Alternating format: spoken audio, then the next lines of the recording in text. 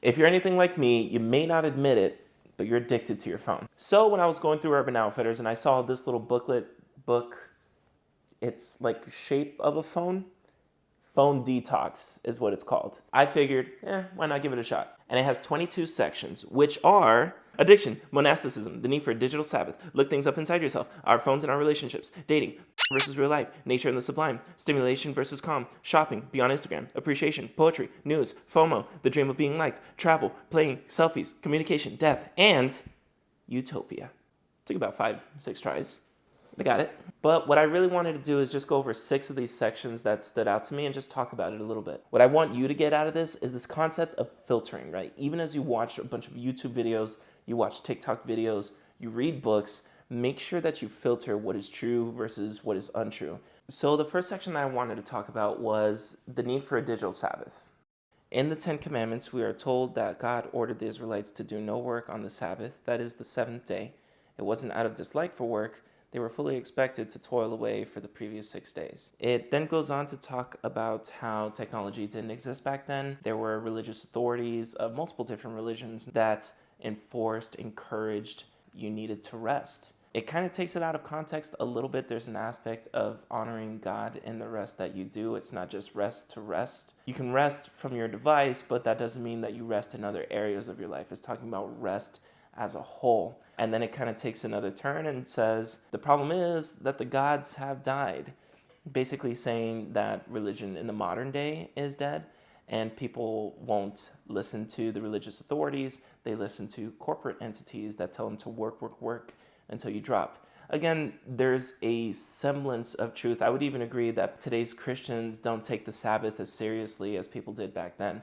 I get what it's saying. They were trying to point what is taught in the Bible about a need to rest on the 7th day and to keep it holy and connect that to resting from your phone. I don't fully agree with what it's getting at. There's a lot more to the Sabbath than just resting from your phone. So the next one is our phones and our relationships. I actually appreciated this section quite a bit. What it honed in on was the difficulty of relationships versus the ease of using our phones.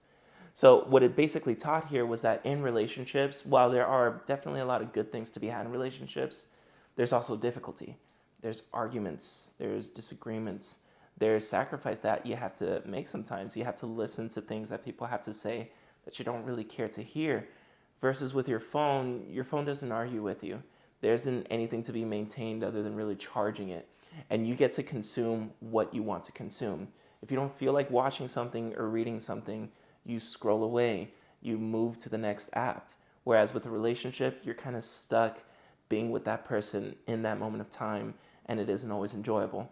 So what this had to say about relationships and our phones, I actually really agree with, that there's a divide when it comes to relationships and our phone. Our phone is a lot easier to be with versus a relationship, and that's a dangerous place to be and something to reflect on. Do you really prefer grabbing your phone when someone's trying to talk to you and kind of tune out a little bit and like enjoy something on your phone? Or are you willing to put that phone away and hone in on the person that's talking to you? I think it's definitely something to reflect on. The next one is dating. So it says, we can, it seems, hook up so easily. There are millions of people out there. It shouldn't be hard to find the right one if only we sign up to the right sites. So what I appreciated about what dating had to say is that at our fingertips, there always seems to be someone that's better. Whether you're actively looking on dating profiles or you're just scrolling through social media, you fantasize about the person that you can be with. You fantasize about different relationships with them. Could it work with this person? Could it work with this person? And then it kind of disconnects you with the idea of just pick someone. And not just pick someone, but also realize whoever you pick is an imperfect human who's going to have their flaws. It's that kind of thinking that damages our friendships, our family, but it also has a damaging effect to the intimate relationships in our lives with significant others. So I actually like what it had to say, as little as it was. The dream of being liked. This one kind of hit home for me a little bit because it's almost in a sense what I'm here to do on YouTube. I mean, I'm not trying to win the favor and the love of anyone who watches this video, but in a sense, I kind of am. And that's kind of what a lot of people do subconsciously on their phones, may not even realize it. It's not just connected to social media, right? You might be thinking to yourself, oh, I know what he's going to say. likes on social media, you make posts, you get comments and stuff like that. And that's definitely connected to the stigma that people have with social media and their devices. Oh, you're just doing it for the likes. You're just doing it for clout. But sometimes it connects to just a simple message.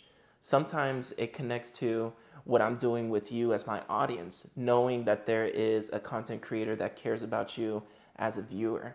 Sometimes it's those subliminal things, those subconscious things of seeking to be desired in some way, shape, or form.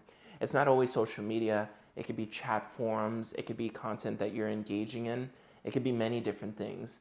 At our cores, we are social beings. We care to be connected with others. So what's the solution that it gives to this deep urge that we have to be light, to be in community? And it talks about the difficulty of being okay with being alone. Sometimes, not all the times, you don't have to seclude yourself. But this idea of being able to put down your phone, being alone in a space, and being okay with it, actually taking the time to be alone with your thoughts and reflecting. The last sentence is pretty interesting. It says, loneliness is simply a price we may have to pay for holding on to a sincere, ambitious view of what companionship must and could be. Okay, so this is the last one, and it is death. Ooh, things just got dark. So here's the thing about death.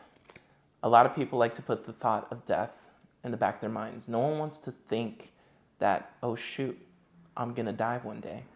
It's not a happy thought. It's not a blissful thought, a peaceful thought. Not for a lot of people, at least. So what do? They distract themselves. Spend as much time you can distracting your mind from any kind of thought saying, I'm gonna die soon. And so you consume content, you engage with people online, you do whatever it takes to get your mind off of the things that capture your attention and make you have to reflect on the bigger things in life. Oh my gosh, I'm gonna die soon. But here's the thing, that thought is so important because it makes you reconsider how you spend your time. So it has this phrase in Latin. It says, memento homo, quia pulvis es, et in pulverim reverteris. And a direct translation is, remember man, you are made of dust and will be dust again. The main purpose of this section is to remember that your time is limited and you want to be spending your time on this earth well. Ask yourself this question, even if it means clicking off my video and taking the time to reflect. How am I spending my time? Is my time on this earth well spent? Or am I just wasting it? Is it just fleeting, gone to the wind? And even if you are living life up, you're trying to live life to the fullest, trying to get everything that you can out of life, ask yourself, is that worth it? Is that true meaning? Is that true purpose? You see, I would argue this. True meaning and purpose is found in God. God gives us our meaning. God gives us our purpose. In the Bible, it says, for what does it profit a man if he gains the whole world and loses or forfeits himself?